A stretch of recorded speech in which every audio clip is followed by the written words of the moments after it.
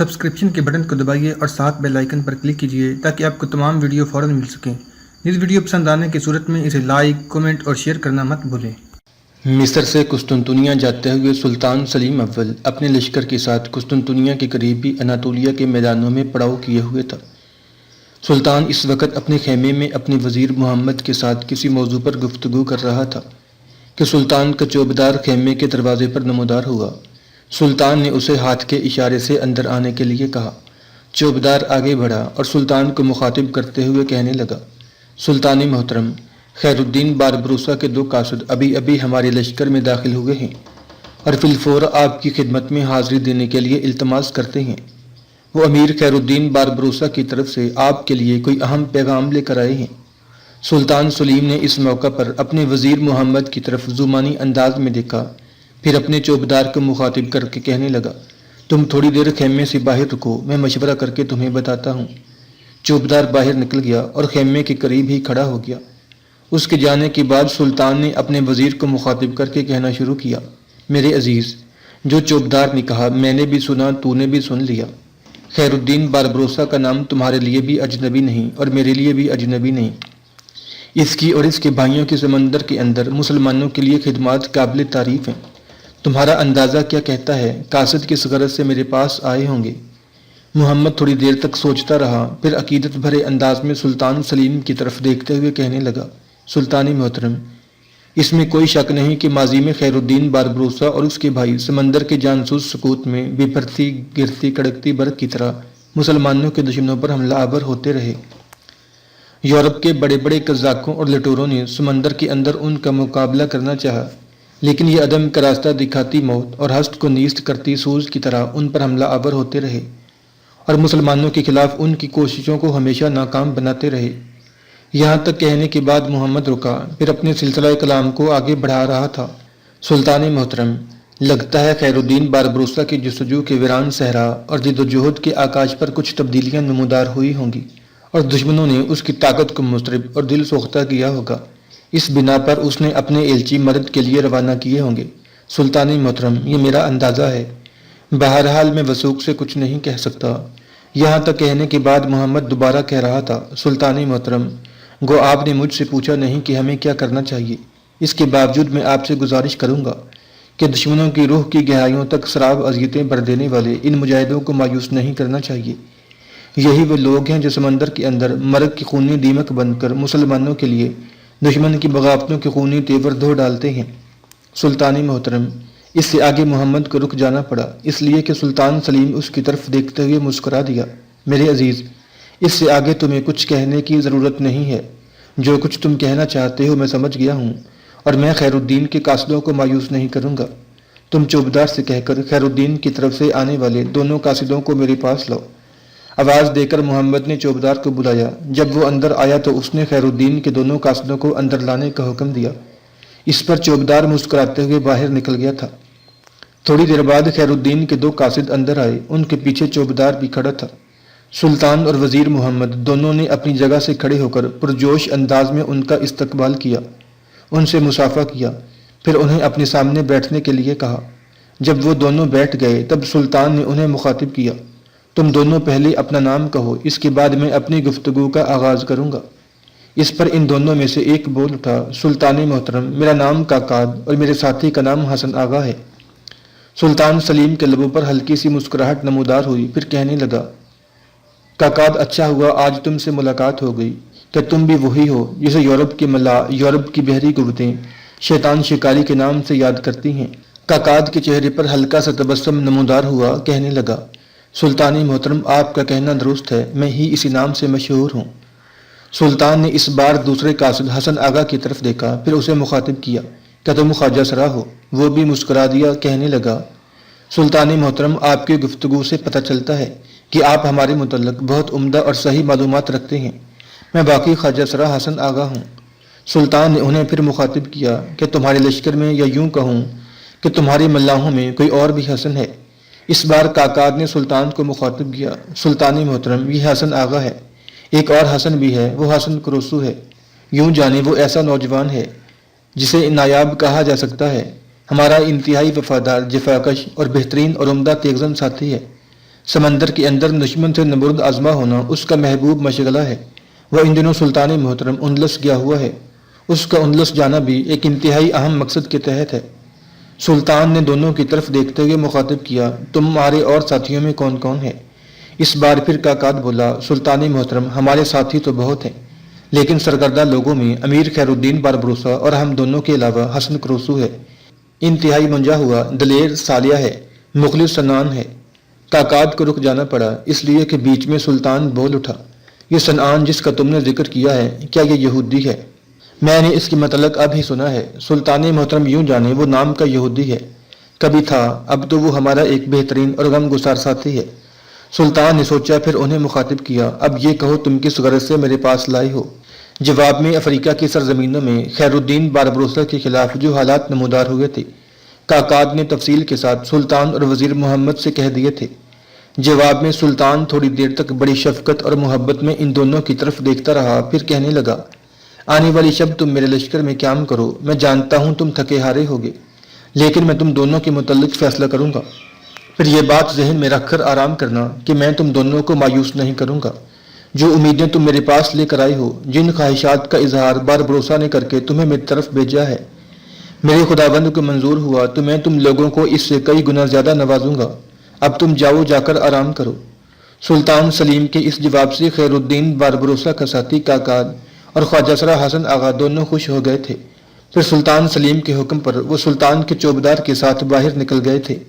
دوسرے روز خیر الدین باربروسا کے دونوں ساتھی کاکاد اور خواجہ سرا حسن آغا کو پھر طلب کیا گیا۔ دونوں جب سلطان کے خیمے میں داخل ہوئے تو حسب سابق سلطان کے پاس اس کا وزیر محمد بیٹھا ہوا تھا۔ سلطان نے بڑی عزت اور تکریم دیتے ہوئے ان کی پذیرائی کی، اپنے قریب بٹھایا، پھر انہیں مخاطب کر کے کہنے لگا، میرے خیال میں رات بھر آرام کر کے تم لوگ راستے کی تھکاوٹ دور کر چکے ہوگے۔ میں چاہوں گا کہ تم دونوں آج یہاں سے خیر الدین باربروسا کی طرف روانہ ہو جاؤ، تاکہ افریقہ کے ساحل پر اس کے لیے جو مشکلات اٹھ رہی ہیں ان سے وہ نجات پا سکے۔ میں نے تمہارے لیے جو مراعات دینے کا ارادہ کیا ہے وہ کچھ اس طرح ہے، میں تمہیں اپنے 2000 بہترین تربیت یافتہ ترک مہیا کروں گا جو تمہارے ساتھ جائیں گے۔ اس کے علاوہ 2000 رضاکار بھی باربروسا کی مدد کے لیے روانہ ہوں گے۔ اس طرح باربروسا کے تحت 4000 جنگجو کام کرنے کے لیے مستعد اور تیار ہوں گے۔ تمہارے ساتھ کچھ بحری جہاز بھی بھجواؤں گا جن کے اندر توپیں نصب ہوں گی، جو دشمنوں کے جہاز پر بڑی آسانی سے دور تک گولہ پھینک سکتی ہیں۔ ان مراعات کے علاوہ میں تمہیں معقول رقم بھی مہیا کروں گا جس سے تم دشمنوں کے خلاف جنگ کرنے کے لیے اپنی تیاریوں کی تکمیل کر سکو گے۔ ساتھ ہی اپنے وزیر محمد اور دیگر سالاروں سے مشورہ کرنے کے بعد جو فیصلہ میں نے کیا ہے وہ یہ ہے کہ میں خیر الدین باربروسا کو نہ صرف یہ کہ پاشا کا خطاب دیتا ہوں بلکہ اسے امیر البحر کا عہدہ بھی عنایت کرتا ہوں۔ اب وہ اپنے نام کے ساتھ پاشا کا خطاب استعمال کر سکتا ہے۔ سلطان سلیم کے ان الفاظ پر کاکاد اور خواجہ سرا حسن آغا دونوں خوش ہو گئے تھے۔ پھر کاکاد نے سلطان کو مخاطب کرتے ہوئے کہنا شروع کیا، سلطان محترم، آپ کی مہیا کردہ کمک اور مدد سے افریقہ میں جو علاقے ہم فتح کیا کریں گے انہیں آپ کی حکومت کے حلقہ اثر میں خیال کیا جائے گا، اور ہم یہ بھی کوشش کریں گے کہ افریقہ کے ساحل کے اندر دور تک آپ کی حکمرانی کے اثر کو بڑھایا اور پھیلایا جائے۔ ساتھ ہی ہم خیر الدین باربروسا کی طرف سے حلف اطاعت اور عہد وفاداری پیش کرتے ہیں، اور آپ سے یہ عہد بھی کرتے ہیں کہ جو علاقے ہم فتح کیا کریں گے ان سے ملنے والے خراج کی معقول رقم بھی آپ کی طرف روانہ کی جایا کرے گی۔ اس گفتگو سے سلطان سلیم بھی مطمئن اور خوش ہو گیا تھا۔ پھر جن مراعات اور سامان کا سلطان نے وعدہ کیا تھا وہ کاکاد اور خواجہ سرا حسن آغا کو دیکھ کر سلطان نے انہیں رخصت کر دیا تھا۔ دوسری طرف الجزائر میں جن علاقوں پر ہسپانیہ والوں کا قبضہ اور وہاں ان کا سالار مونگیڈ حکمرانی کرتا تھا، وہاں بھی ہلچل برپا ہو گئی تھی، اس لیے کہ مونگیڈ کو خبر ہو گئی تھی کہ خیر الدین باربروسا نے خود تو افریقہ کے ایک محفوظ ساحل جیچل پر قیام کیا ہوا ہے، جبکہ اس نے اپنے دو ساتھیوں کاکاد اور خواجہ سرا حسن آغا کو ترکوں کے سلطان سلیم کے پاس مدد کے لیے روانہ کیا ہے، اور یہ انکشاف اس کے لیے فکر مندی اور پریشانی کا باعث تھا۔ اس سے نمٹنے کے لیے اس نے اپنے حواریوں کو ایک روز اپنے پاس جمع کیا۔ ان حواریوں میں کوکو شہر کا حکمران ابن قاضی، ہسپانیہ والوں کے جزیرے اور قلعہ پنون کا نصرانی حکمران ڈان مارٹن، تیونس کا حکمران حسان، تلمسان کا حکمران ابو ہمو، قبائل جو صغرا کے آدھے حصے کا سردار احمد بن قاضی شامل تھے۔ افریقہ میں جن قوتوں نے مونکیڈ کی اس مجلس میں شرکت نہیں کی تھی ان میں سے ایک قبائل صغرا کا ہردل عزیز سردار عبد العزیز تھا اور دوسرا بربروں کا سلطان حفصی تھا۔ یہ دونوں نام نہ صرف یہ کہ غیر جانبدار رہے بلکہ حقیقت میں بربروں کا سلطان حفصی اور قبائل صغرا کا سردار عبد العزیز اندرونی طور پر خیر الدین باربروسا کے ساتھ تھے اور ہم نوا تھے۔ بہرحال ساری منفی قوتیں جب مونکیڈ کے پاس جمع ہوئیں تب مونکیڈ نے ایک بار سب کا جائزہ لیا، پھر انہیں مخاطب کرتے ہوئے مونکیڈ کہہ رہا تھا، میرے ساتھیوں، جو انکشاف میں تم پر کرنا چاہتا ہوں وہ یہ ہے کہ خیر الدین باربروسا کے دو ساتھی کاکاد اور خواجہ سرا حسن آغا ہمارے خلاف ترکوں کے سلطان سلیم سے مدد حاصل کرنے کے لیے کئی دن پہلے روانہ ہو چکے ہیں۔ اب ہمیں یہ بات اپنے ذہنوں میں نہیں رکھنی چاہیے کہ ہم میں سے کوئی نصرانی ہے یا کوئی مسلمان۔ جو بات ہم نے اپنے سامنے رکھنی ہے اور جس پر غور کرنا ہے وہ یہ کہ اگر ترکوں کا سلطان سلیم باربروسا کی مدد کرنے پر تیار ہو جاتا ہے تو یاد رکھنا باربروسا کے علاوہ ان علاقوں میں کسی کی بھی حکومت نہیں رہے گی، اس لیے کہ ترکوں کی مدد سے باربروسا نہ صرف یہ کہ ہم سب کو نکال باہر پھینکے گا بلکہ میں تم سے یہ بھی کہتا ہوں کہ ہم سب کی گردنیں کاٹ کر قسطنطنیہ سلطان سلیم کے پاس روانہ ہو جائے گا تاکہ ترکوں کے ہاں اس کے وقار اور اس کی عزت میں اضافہ ہو۔ مونکیڈ جب خاموش ہوا تو ٹیونس کا حکمران حسان، جسے مولا حسان کہہ کر پکارا جاتا تھا، اپنی جگہ سے اٹھا اور سب کو مخاطب کر کے کہنے لگا، اگر خیر الدین باربروسا نے ترکوں سے مدد طلب کی ہے تو مونکیڈ ہم تمہارے ساتھ وعدہ کرتے ہیں، اگر ترکوں کی مدد حاصل کر کے خیر الدین باربروسا نے ہم پر حملہ آور ہونے کی کوشش کی تو نہ ہی کوئی ترک یہاں سے بچ کر جائے گا اور نہ ہی آنے والے دور میں خیر الدین باربروسا اور اس کے ساتھیوں کو بچ کر بھاگنے اور جیجل میں پناہ لینے دیں گے۔ ہم دور تک ان کا تعاقب کریں گے اور ہر ایک کی گردن کاٹ کر اپنے ان علاقوں کو اپنے لیے محفوظ بنا کر رکھیں گے۔ اس کے بعد ہسپانوی سالار مونکیڈ کی سرکردگی میں سارا لائحہ عمل طے کیا گیا کہ خیر الدین باربروسا اگر دوبارہ الجزائر کے وہ علاقے جس پر اس کے بھائی کا قبضہ رہا تھا واپس لینے کی کوشش کرے تو اس سے کس طرح نمٹنا ہے اور اس کے خلاف جنگ کا لائحہ عمل کیسے اور کس طرح تیار کرنا ہے۔ یہ معاملہ طے کرنے کے بعد ہسپانوی سپہ سالار مونکیڈ نے اپنے کچھ قاصد ہسپانیہ کے شہنشاہ چارلس کی طرف بھجوائے اور اس سے ترکوں اور خیر الدین باربروسا کے خلاف مدد طلب کی اور اسے یہ بھی مشورہ دیا کہ ہسپانیہ سے آنے والی کمک اور سامان، اس کے علاوہ دوسرے جنگی سامان کو سمندر میں جو ہسپانیہ والوں کا پنون نام کا جزیرہ ہے وہاں رکھا جائے، جس کا کمانڈر ڈان مارٹن تھا، اور ضرورت کے وقت وہ سامان ڈان مارٹن سے کہہ کر افریقہ کے ساحل کی طرف منتقل کر لیا جائے گا۔ یہ فیصلے ہونے کے بعد مونکیڈ اور ڈان مارٹن ایک طرح سے ترکوں اور باربروسا سے مطمئن ہو گئے تھے، اس لیے کہ افریقہ کے تقریباً سارے ہی حکمران ان کا ساتھ دینے کے لیے تیار ہو گئے تھے۔ افریقہ کی متحدہ قوتوں اور ہسپانوی لشکر سے پسپائی اختیار کرنے کے بعد خیر الدین باربروسا نے انتہائی بے بسی اور لاچارگی کے عالم میں اپنے بچے کچے بحری بیڑے اور ساتھیوں کے ساتھ افریقہ کے ایک دور افتادہ ساحل جیجل کے مقام پر قیام کیا ہوا تھا۔ ایک روز خیر الدین باربروسا اپنے ساتھیوں میں سے سنعان اور سالیہ کے ساتھ ساحل کے سمندر پر کھڑا نہ جانے کن سوچوں میں غرق تھا۔ چونک اٹھا اس لیے کہ مغرب کی طرف سے ایک گھڑ سوار اپنے گھوڑے کو سر پر دوڑاتا ہوا ان کی طرف آ رہا تھا۔ جب وہ سوار قریب آیا تو اسے دیکھتے ہوئے خیر الدین باربروسا کے چہرے پر ہلکا سا تبسم نمودار ہوا تھا۔ اس سوار کی طرف دیکھتے ہوئے سالیہ اور سنعان بھی مسکرا رہے تھے۔ آنے والا سوار نوجوان حسن کروسو تھا۔